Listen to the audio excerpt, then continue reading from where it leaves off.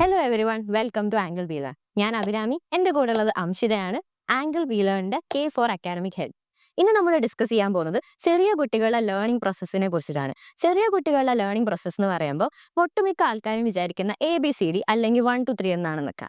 പക്ഷേ ശരിക്കും ഇതൊരു ഡീപ്പ് ലേണിംഗ് പ്രോസസ്സാണെന്നും ഈ പ്രോസസ്സ് അവർ സംസാരിക്കുന്നതിന് മുന്നേ തന്നെ സ്റ്റാർട്ട് ചെയ്യുന്നെന്നും ഒട്ടുമിക്ക ആൾക്കാർക്കും അറിയത്തില്ല അല്ലേ. എനിക്ക് ആദ്യം തന്നെ ചോദിക്കാനുള്ളത്, ചെറിയ കുട്ടികൾ അവരുടെ ലോകത്തെ എങ്ങനെയാണ് മനസ്സിലാക്കുന്നത്?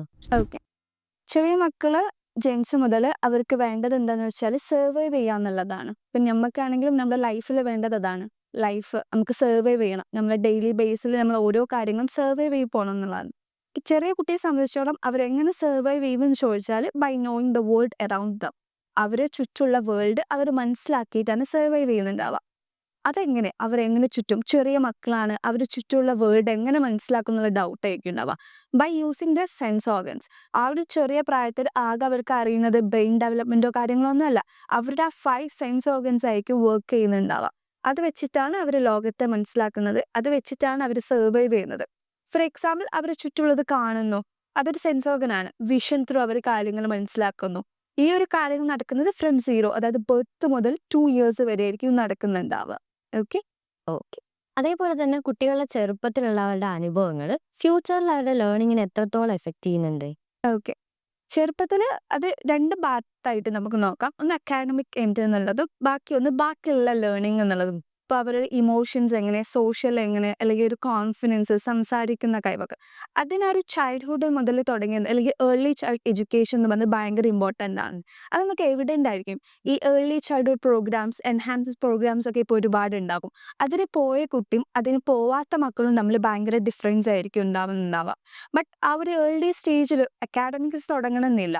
അത് എവിഡൻ്റ് ആയിരിക്കും. ഫോർ എക്സാമ്പിൾ, ഇപ്പോൾ സ്കൂളിലൊക്കെ ചേർത്തുമ്പോൾ അല്ലെങ്കിൽ ഒരു പ്രീ സ്കൂളിലൊക്കെ ചേർത്തുമ്പോൾ ഒരു 3 വയസ്സായ കുട്ടിയും അപ്പുറത്ത് ഇരിക്കുന്നത് ഒരു 5-6 വയസ്സായ കുട്ടിയാണെങ്കിൽ ആ കുട്ടിക്ക് ഭയങ്കര ആങ്സൈറ്റി ഉണ്ടാകും. ഒരു തൊട്ടടുക്കുന്ന പിയർ അല്ലെങ്കിൽ അവൻ്റെ പിയർ എന്ന് പറഞ്ഞത് അവനേക്കാളും കൂടുതൽ എന്തായിരിക്കും, ബ്രെയിൻ ഡെവലപ്ഡ് ആയിരിക്കും, ഒന്നും കൂടി കാര്യങ്ങൾ നോക്കിക്കാണാനുണ്ടാവും. അങ്ങനെയാണ് കുട്ടികൾ യൂഷ്വലി പുറകോട്ട് പോകുന്നുണ്ടാവുക. അതുപോലെ ഒട്ടുമിക്ക പേരൻസ് ഇപ്പോഴും വിശ്വസിക്കുന്നത് ദ ഏർലിയർ ദ ബെറ്റർ എന്നാണ്. നേരത്തെ തന്നെ സ്കൂളിലേക്ക് കുട്ടികളെ അയച്ചിട്ടുണ്ടെങ്കിൽ അവർ ഫ്യൂച്ചർ സേഫ് ആവുന്നു, അവരുടെ അക്കാഡമിക്സ് ബെറ്റർ ആവുന്നതാണ് അവർ വിചാരിക്കുന്നത്. അതിൽ എത്രത്തോളം സത്യമുണ്ട്? ഓക്കെ. ഇത് നമ്മൾ നേരത്തെ പറഞ്ഞതിന് റിലേറ്റഡ് ആയിട്ടുള്ള ഒരു കാര്യമാണ്. ദ ഏർലിയർ ദ ബെറ്റർ എന്നുള്ളത്. അതിന് ഡിഫറെൻറ്റ് ഫാക്ടേഴ്സ് ഉണ്ട്. ചില കാര്യങ്ങൾ നമ്മൾ നോക്കുമ്പോൾ ദ ഏർലിയർ ദ ബെറ്റർ എന്നുള്ളത് ഒരുപാട് നല്ല കാര്യങ്ങൾ, ബെനഫിറ്റ്സ് അവർക്ക് ഫ്യൂച്ചറിൽ ഉണ്ടാകും. അറ്റ് ദ സെയിം ടൈം അത് ഇല്ലാണ്ട് പോകുന്നുണ്ട്. ഉള്ള കഴിവുകളും അത് കുറഞ്ഞു പോകുന്നത് സിനാരിയോസ് നമുക്ക് കാണാൻ പറ്റും.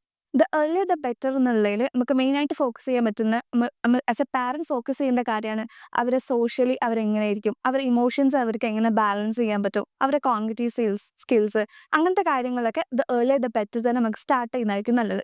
അതൊരു ആഫ്റ്റർ 2 years, അതായത് നമ്മൾ മോട്ടറി സ്റ്റേജ് കഴിഞ്ഞതിന് ശേഷം തന്നെ അവർക്ക് എന്ത് ചെയ്യാം, സ്റ്റാർട്ട് ചെയ്ത് തുടങ്ങാം.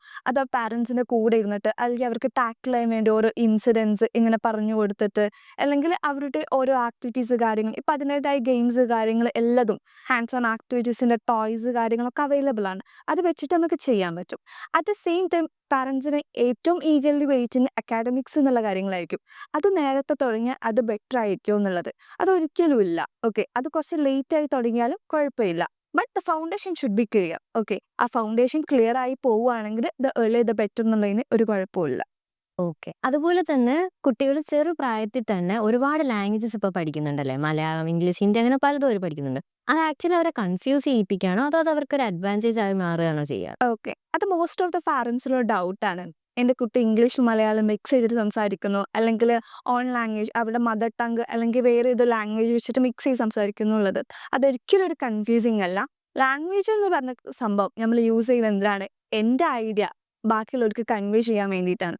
ഞാൻ എന്താണോ മനസ്സിലാക്കുന്നത് അത് ബാക്കിയുള്ളവർക്ക് കൺവേ ചെയ്യുക എന്നുള്ളതാണ് ലാംഗ്വേജ് എന്ന് പറഞ്ഞൊരു സംഭവം കൊണ്ട് ഉദ്ദേശിക്കുന്നത്. മൾട്ടി ലാംഗ്വേജസ് യൂസ് ചെയ്യുന്നുണ്ടെങ്കിൽ അതൊരു ബെനിഫിറ്റ് ആണ്. അറ്റ് ദ സെയിം ടൈം അവരുടെ ഒരു ലിംഗ്വിസ്റ്റിക് പവർ കാര്യങ്ങളൊക്കെ എന്ത് ചെയ്യാണ്, ഇൻക്രീസ് ചെയ്ത് വരികയാണ് ചെയ്യുന്നുണ്ടാവുക.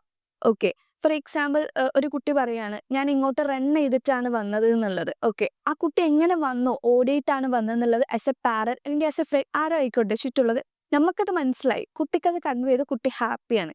കുട്ടീൻ്റെ സൈഡ് ചിന്തിക്കുമ്പോൾ എന്താണ്, കുട്ടി 2 ലാംഗ്വേജസ് അറ്റ് എ ടൈം സംസാരിക്കാൻ പറ്റുന്നുണ്ട്.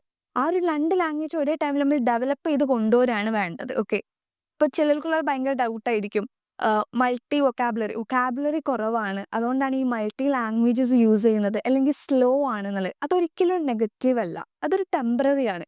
കുറച്ച് കഴിഞ്ഞാൽ അവർക്ക് ഇത്രയും പറയാൻ പറ്റുന്നുണ്ടെങ്കിൽ അവരത് ബാക്കി നോക്കിക്കോളും ഫ്യൂച്ചറിൽ. No issues. ഓക്കെ. ഓക്കെ.